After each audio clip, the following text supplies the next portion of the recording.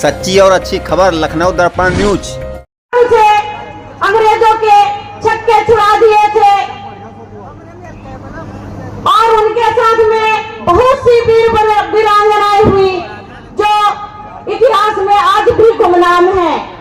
परंतु जिस तरह से हम सब शिक्षित होते जा रहे हैं, हमारा बहुजन समाज शिक्षित होता जा रहा है, उस तरह से हम अपने वीर और वीरांगनाएं को ढूंढ रहे हैं, खोज रहे हैं और उनकी बहादुरी का, उनके शौर्य की गाथाओं को निकाल करके सभी इस देश के सामने रख रहे हैं।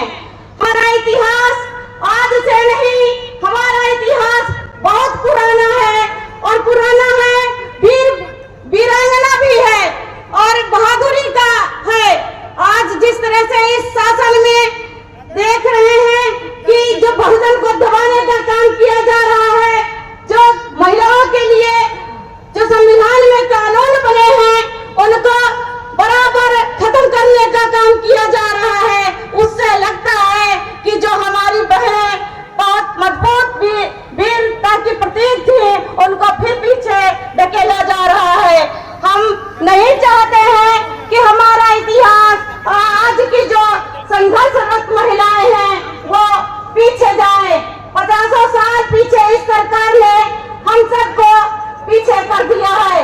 हम सबको इस बार सोचना होगा, सब कुछ सत्ता से मिलता है। अगर सत्ता बहुजनों ने खो दी तो आप सोचिए, जहां से हम 50 साल पहले, 70 साल 80 साल पहले थे, वही हमको भेजा जा रहा है। हम सबको मिलकर के सोचना पड़ेगा। लोधी समाज अंधभक्ति अपनी छोड़ दे, क्योंकि हमारा समाज, आपने देखा होगा कि जो पहले समाज को हम लोग किस किस चीजों से नवाजते थे, आज उससे भी खराब स्थिति में लोधी समाज हो गया है। आप गांव में चले जाकर के देख लीजिए, लोधी समाज की स्थिति बड़ी ही दयनीय हो चुकी है, क्योंकि हमारा समाज दारू में, गांजा में, जुआ में मस्त हो चुका है। ये सब जब छोड़ेंगे और घर घर में शिक्षा की अलग जगह, फिर वीरांगनाएं पैदा होंगी और हमारा इतिहास फिर से मजबूत होगा। बीजेपी में हमको अंधभक्ति बना रहे हैं, वो अपने चंद लालच के लिए स्वयं के उठा करके बीजेपी का गुलाम बना दिया है। लेकिन आज का युवा, हमारा लोधी समाज, और देख रहा है कि हम सबको बीजेपी में कुछ नहीं मिल रहा है। हमारी आबादी उत्तर प्रदेश में यादव के बाद ओबीसी की सेकंड नंबर की आ रहा है। ना हमारा एक जिला अध्यक्ष अच्छे से दिया जा रहा है, ना हमारा प्रदेश अध्यक्ष दिया जा रहा है। लेकिन जो भ्रमित करने वाले बीजेपी में लोग हैं, आज भी वो आपके घर आएंगे और अगर कोई पीड़ा हो जाएगी, आपके अत्याचार आप पर हो जाएगा, तो वो आपके पास कभी दिखाई नहीं देंगे। इसलिए काम देना होगा। हमारे राष्ट्रीय अध्यक्ष जी ने पीडीए चलाया है, पीडीए उन्होंने बहुत सोचा है और रिसर्च करवाया है समाज में कि किन लोगों के ऊपर आज भी जुर्म ढाए जा रहे हैं, किनका अधिकार खत्म किया जा रहा है, कौन समाज में वंचित है, उनको हमको लाना है, समानता के अधिकार दिलाना है, बराबरी के दर्जे पे बिठाना है। इसलिए राष्ट्रीय अध्यक्ष माननीय अखिलेश यादव जी ने पीडीए का नारा दे करके और पूरे समाज को, ओबीसी एससी को अपने साथ जोड़ने का काम कर रहे हैं। आज सोचिए, समाजवादी पार्टी में आपके राष्ट्रीय कार्यकारिणी में 3 दिन राष्ट्रीय सचिव पद दिए हैं कि आपके प्रदेश में भी कोई दिया है पद, राष्ट्रीय में तो बात छोड़ दीजिए। महिलाओं की लोधी समाज की तो वहाँ भागीदारी नगण्य है, बिल्कुल। तो आप समझिए, आज हम मंच पे खड़े हैं तो ये समाजवादी की देन है, हमारे पीडीए की देन है, जो हमको बराबर मंच से बोलने का मौका दिया जाता है। तो इसलिए हम लोधी समाज से करबद्ध निवेदन करते हैं कि आप अभी अगर आपके हाथ से अगर छूट जाएगा तो आप इतने गड्ढे में चले जाएंगे कि आपको उत्तर प्रदेश के, मध्य प्रदेश में कोई पूछने वाला नहीं होगा। इसलिए हम सब एकजुट हो करके, और जो चंद चापलूस आते हैं वोट के टाइम में वोट मांगने, उनको सबक सिखा करके माननीय अखिलेश यादव जी के साथ और साइकिल का बटन दबा करके अपनी भागीदारी सुनिश्चित करें। और देखिए आपके साथ मेरा सब भला होगा। जो लोग बदनाम करते हैं हिंदू मुस्लिम करके, आपको सोचते हैं कि हिंदू मुस्लिम करके कि हिंदू मुस्लिम आपका हक लिए जा रहा है। अगर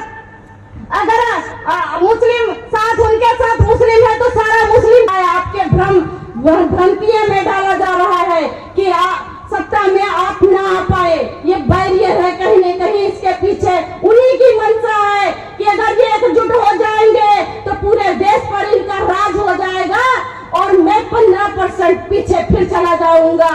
और मैं एक बार और कहना चाहती हूँ कि सब बहुजन सब, ये मौका 27 का आखिरी मौका होगा। नहीं तो कोई भी हो, ओबीसी SC ST, उसके पास कुछ भी नहीं बचने वाला है। आज जिस तरह से तो कहीं ना कहीं ये मनवादियों की सोच है और पूरे चाहे वो सुप्रीम कोर्ट हो, सिविल कोर्ट हो, सब जगह उनकी सोच बैठी है आपको पीछे करने के लिए। आज कल का कानून आया है कि महिलाओं के अंग को कोई पुरुष छूता है, उनके कपड़े उतारता है तो ये अपराध की श्रेणी में नहीं आएगा। अब ये बताइए 100% महिलाएं में 20% महिलाएं समान वर्ग की हैं, उनको सार्वजनिक स्थलों से कोई मतलब नहीं होता है क्योंकि 80% महिलाएं हमारे घर की होती हैं, बहुजन की महिलाएं होती हैं।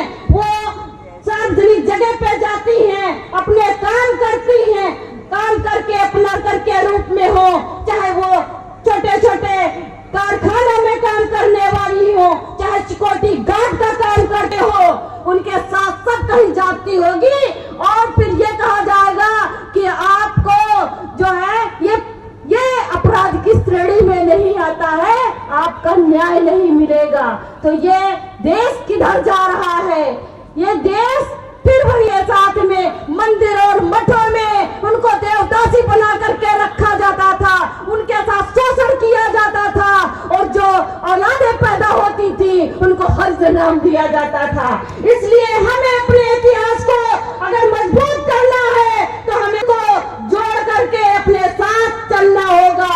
और जो भी पुरुष यहाँ बैठे हैं, हम ये निवेदन करते हैं कि अगर इस तरह का जब भी मंच साथ लाएंगे, हम बराबरी का तो बात करते हैं लेकिन अपनी महिलाओं को हम घर में छोड़ आते हैं तो उन्हें कैसे पता होगा कि हमारे लिए क्या हो रहा है, हमारा समाज कहाँ है, हम कहाँ हैं, हम उनको कहाँ भेजते हैं। जहाँ कोई प्रवचन होता है, जहाँ बड़े बड़े धर्मात्मा बैठते बेवकूफ बनाया करते हैं, वहाँ अपनी महिलाओं को भेजते हैं।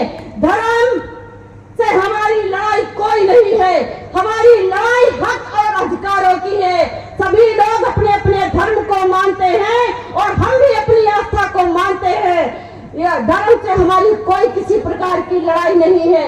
हमारा लड़ाई केवल हमारे महिलाओं के अधिकार की है, हमारे जो सामाजिक, हमारा जो आरक्षण की लड़ाई है, हमारी जातिगत जनगणना की लड़ाई है। हमारे जब उत्तर प्रदेश में आज 27 की सरकार में हमारे राष्ट्रीय अध्यक्ष जी को CM में उत्तर प्रदेश का बनाएंगे तो सबसे पहले जातिगत जनगणना होगी। जिसकी जितनी संख्या भारी उतनी उसकी भागीदारी जब मिलेगी तो समय से बहुजन आगे बढ़ेगा। और ये मैं कह नहीं रही हूँ, हमारे राष्ट्रीय अध्यक्ष जी ने इसीलिए पीढ़ियां चलाया है। आप किसी के गुमराह में मत आइए क्योंकि ये गुमराह आज से नहीं सदियों से करके आए हैं और सत्ता पे काबिज हो जाते हैं और फिर हमको 5 साल 10 साल पीछे लौटाने का काम करते हैं। इसलिए अपनी शिक्षा को ग्रहण करते हुए, अपने बच्चों को पढ़ाते हुए, अपनी बहनों की हिफाजत करते हुए हमें इस देश पे राज करना है, बहुजन को आगे बढ़ाना है। जब हमारा बहुजन का, तब हमारा विकास, हमारा भविष्य उज्जवल होगा। इसके पहले कोई उज्जवल होने वाला नहीं है। इसी नारे के साथ में अपनी वाणी को विराम करेंगे।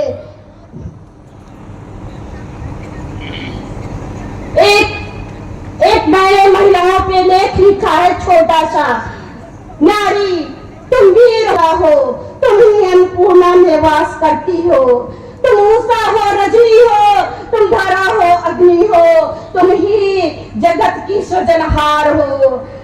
तुमसे युग चलता है, तुम्हारी छांव में बचपन पलता है, तुम्हारा प्रवाह अविरल है, तुम्हारी खोज है नदियां, तुम्हारे जल को पी करके बुझाई प्यास जीवों ने, तुम्हारा रुक जाना ठहर जाएगा परिवर्तन, तुम्हारा बढ़ते रहना सुखद जीवन की है तैयारी।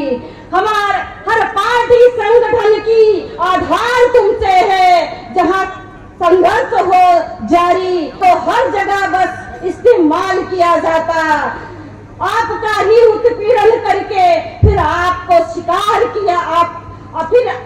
किया जाता। लड़ो अपनी लड़ाई तुम खुद, लड़ो अपनी लड़ाई तुम खुद, बनो नेता अधिकारी तुम खुद, मिलेगा आपको वो हर हक जो अधिकार है।